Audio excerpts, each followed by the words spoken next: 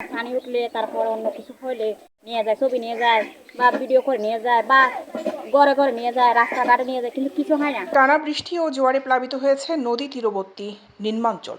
মঙ্গলবার বিকেলে বাঁশখালী উপজেলার সাধনপুর রাতাখোর্দ এলাকায় টানা বৃষ্টি ও বঙ্গোপসাগরে জোয়ারের পানি প্রবল হয়ে উপকূলীয় সাধনপুর রাতাখোর্দ বেড়িবাঁধের বাইরে থাকা গ্রাম প্লাবিত হয়েছে। এতে পানিবন্দী হয়ে পড়েছে ৩-৪শত পরিবার। ভেসে গেছে শতাধিক মাছের ঘের ও রাস্তাঘাট। স্কুল, কলেজ ও মাদ্রাসা পড়ুয়া শিক্ষার্থীরা যেতে পারছে না প্রতিষ্ঠানে। বসতঘর প্রান্তে প্লাবিত হওয়ার ফলে ঠিক সময়ে করতে পারছে না রান্নাবান্নার কাজ। এলাকাবাসী জানায়, দীর্ঘদিন ধরে উপজেলার সাধনপুর ইউপির ৩ নং ওয়ার্ড রাতাখোর্দ গ্রামটি বেড়িবাঁধের বাইরে ও নদী তীরবর্তী হওয়ায় জোয়ারের পানি বসতঘরে ঢুকে পড়ে এতে দুর্ভোগ পোহাতে হচ্ছে ওই এলাকার সাধারণ মানুষদের। জোয়ারের পানির আগ্রাসন রোধে টেকসই বেড়িবাঁধ নির্মাণের দাবি জানিয়েছে স্থানীয়রা জানান, আমাদের থাকবার মতো আর কোনো জায়গা নেই। রান্নাঘরের সব পানিতে চলে গেছে, জ্বালানি সব ভেসে গেছে, ভিটের উপর জোয়ার ভাটা চলছে। কয়েকদিন ধরে কোনো রান্না নেই, চিরামুড়ি খেয়ে থাকতে হচ্ছে। অথচ সরকার বন্যা কবলিত স্থানের জন্য খাদ্য সামগ্রী বিতরণের উদ্যোগ নেওয়ার কথা শুনলেও আজ পর্যন্ত গ্রামের অনেক পরিবার অতিবৃষ্টি এবং জোয়ারের পানি প্লাবিত হওয়ার কারণে রান্নাবান্না করতে না পারায় অনেকদিন ধরে উপবাস থাকলেও কারো কোনো ধরনের সহযোগিতা পায়নি এলাকাবাসী।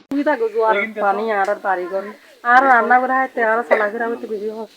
পোয়ালের স্কুলে যাই না পারে, নিজেরা চলি না পারে, এখন হাসপাতাল বন্ধ।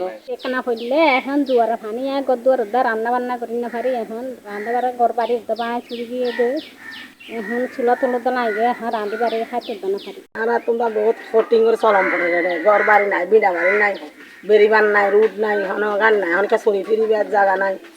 আইনদার হনে স্কুল করি না পারে, কিছু করি না পারে। আর পানি রাতিও ঘুম যাই না পারে, আর তত্তা বিছে ফাত্তা বিছে ফুটি থাকি, আর কি যদি হুয়া চাইলে ওরা থাকি দাঁড়ি।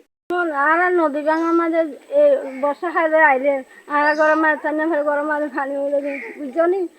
আর একবার দুবার তিনবার চারবার এবার তো হাজারে আর ফটো যাই অত সারা মতন আর এখন সবজি হাটের মতন আর তো রোড গাড়ে তো ঘর বাড়ি কোনো আছে না বেগুন এমপি হইতে উপজেলা চেয়ারম্যান হইতে মেম্বার চেয়ারম্যান হইতে বেগুন পুরো রাইয়ের এলে আর উপর রাস্তাঘাটের কোনো কিছু না করে প্রত্যেক বছর বছর জোয়ারের পানি এলে আর ডুবি যাই গই আর এটা কোনো রোড নাই ঘাট নাই আর ছেলে মেয়ে স্কুলে যাওয়ার সমস্যা আর আজকে পর্যন্ত রান্না করে খাইবার মতো ব্যবস্থা নাই আর বার হইলে রামের জোয়ার হইলে পুরে আর এখন পর্যন্ত একটু বার রান্না করে আনতে পারে আর সরকারে আর 10 জনের দিয়ে আর বেরিলাম যত সময় হয় প্রায় 400-500 মানুষ আছে, 400-500 বসতি আছে এবং মসজিদ, মাদ্রাসা, স্কুল।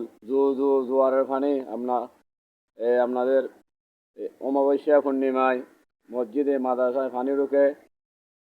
দৈনিক আজাদী নিউজ ডেস্ক।